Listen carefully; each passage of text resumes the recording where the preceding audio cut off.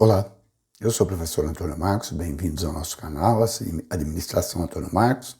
Nós vamos iniciar hoje uma nova série falando sobre ciência política e procurando identificar os melhores, os aspectos mais importantes da política, da ciência política no mundo da administração. No vídeo de hoje nós vamos falar sobre alguns conceitos básicos e sobre classes de poder. Antes, porém, se você ainda não é inscrito no canal e gosta dos nossos conteúdos, por favor, se inscreva. Essa é a melhor maneira de ajudar o canal. Se inscrevendo e deixando seus comentários, deixando seu feedback. Aí, não se esqueça de distribuir a todos os seus contatos, a todos os seus amigos, seus colegas, o link do canal, para que mais pessoas possam ter acesso a esses conteúdos. Após a vinheta, vamos então começar a conhecer um pouco sobre ciência política.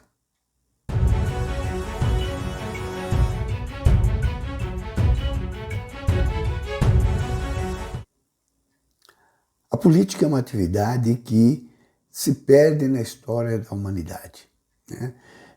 Desde os filósofos clássicos, né, já se estuda a política, já se tem vários conceitos desenvolvidos pela política.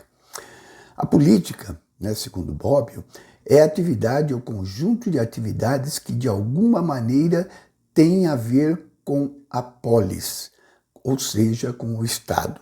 Então veja, esse é o conceito que vem lá da Grécia Antiga, dos filósofos da Grécia Antiga. A política é o exercício do domínio exclusivo de um determinado território.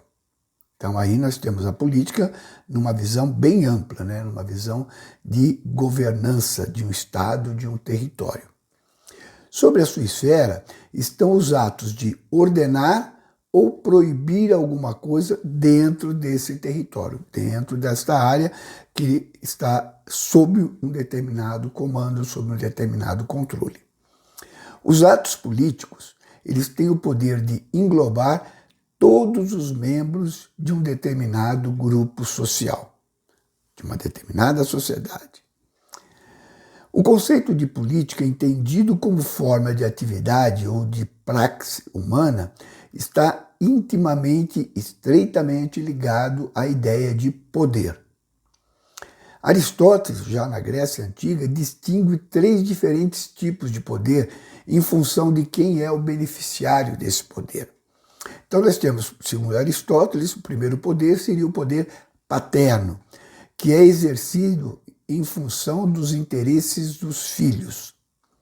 O segundo tipo de poder seria o poder despótico, é exercido na busca de atender os interesses do senhor, poder despótico. E a terceira forma de poder, o terceiro tipo de poder identificado por Aristóteles, é o poder político, que tem o interesse de atender quem governa e quem é governado. Porém, essa forma de atender os interesses de quem governa e também quem é governado seria em formas corretas de governo. Na verdade, o que nós encontramos na maioria das vezes nos governos é um poder político exercido de forma despótica. É isso que nós vemos na história da humanidade, na grande maioria das vezes, né? Ou seja, buscando o benefício exclusivo dos governantes ou preponderantemente em favor dos governantes. Podemos distinguir modernamente, né, 3 grandes fontes de poder, ou classes de poder. O poder econômico, o poder político e o poder ideológico. Srow classifica as relações sociais em 3 grupos. As relações de haver ou de produção, que estão relacionadas ao poder econômico, as relações de poder, que estão relacionadas ao poder político, e as relações de saber, que estão relacionadas ao poder ideológico.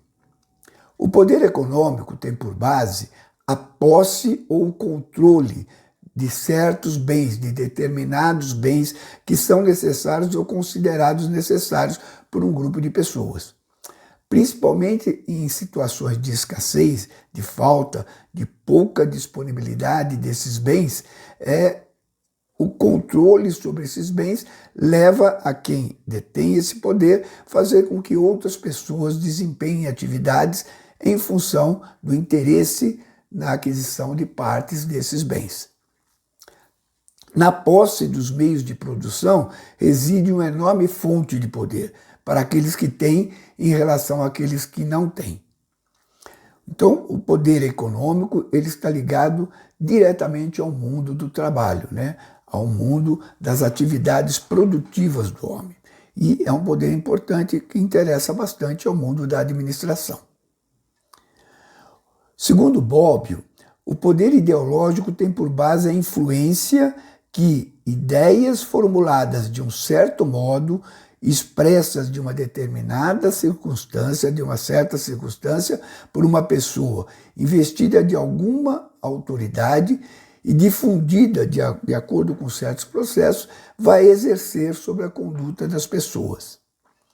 Desse tipo de condicionamento nasce a importância social que atinge nos grupos organizados aqueles que sabem, aqueles que têm algum conhecimento, pois é por eles, pelos valores que eles difundem ou pelos conhecimentos que eles comunicam, que se consuma um processo de socialização necessário à coesão, à integração desse grupo.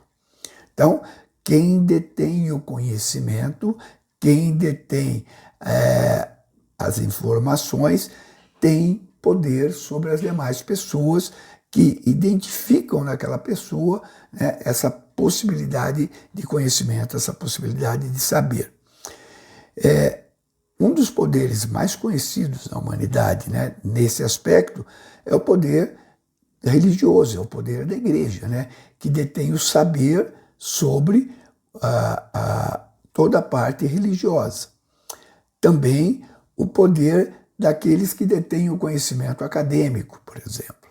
Então, poder ideológico, né? A segunda fonte de poder. Depois nós temos o poder político, né? Que tem por base a posse ou controle dos meios pelos quais se exerce a força física, as armas de todas as espécies de potência, a coerção. O poder político é um poder de coerção e que pode usar, em último caso, inclusive, a força para obrigar as pessoas a fazerem aquilo que os governantes ou os detentores desse poder querem. A força é, de longe, o meio mais eficaz para condicionar comportamentos. O poder político é, em todas as sociedades de desiguais, o poder supremo. Max Weber vai definir Estado de uma forma bem característica, bem específica, em função do poder da força, né? Max Weber diz o seguinte: por Estado, se há de entender uma empresa institucional de caráter político, onde o aparelho administrativo leva avante, em certa medida e com êxito, a pretensão do monopólio da legítima coerção física, com vistas ao cumprimento das leis. Então, o Estado tem o monopólio de utilização da força para que as leis sejam cumpridas. Todas essas três formas de poder fundamentam e mantêm uma sociedade de desiguais. Isto é, dividida entre ricos e pobres, com base no primeiro, poder econômico, sábios e ignorantes, com base no segundo, poder ideológico, fortes e fracos, com base no terceiro, o poder político, genericamente entre superiores e inferiores. O sistema social global aparece direta ou indiretamente articulado em três subsistemas fundamentais, que são as organizações das forças produtivas, relacionado ao poder econômico, a organização do consenso, relacionado ao poder ideológico, e a organização da coação, relacionado ao poder político. Veja que nas organizações, além do poder econômico, nós vamos encontrar também essas duas outras formas de poder atuando na organização, né? quem tem o poder maior dentro de uma organização privada é o seu proprietário, justamente pela condição de propriedade. E aí ele delega à estrutura, aos cargos dentro da organização, esse poder que é o poder de propriedade. Além do poder político, que pode ser exercido pelas pessoas que têm capacidade de coagir, né? E o poder ideológico, né? Que é pelo convencimento, pelo conhecimento. Espero que tenham gostado desse primeiro vídeo. Nós continuamos nesse assunto ainda no próximo vídeo, nesses conceitos básicos sobre política. Deixe seus comentários, deixe seu feedback, divulgue o link a todos os seus contatos. Muito obrigado e até o nosso próximo vídeo.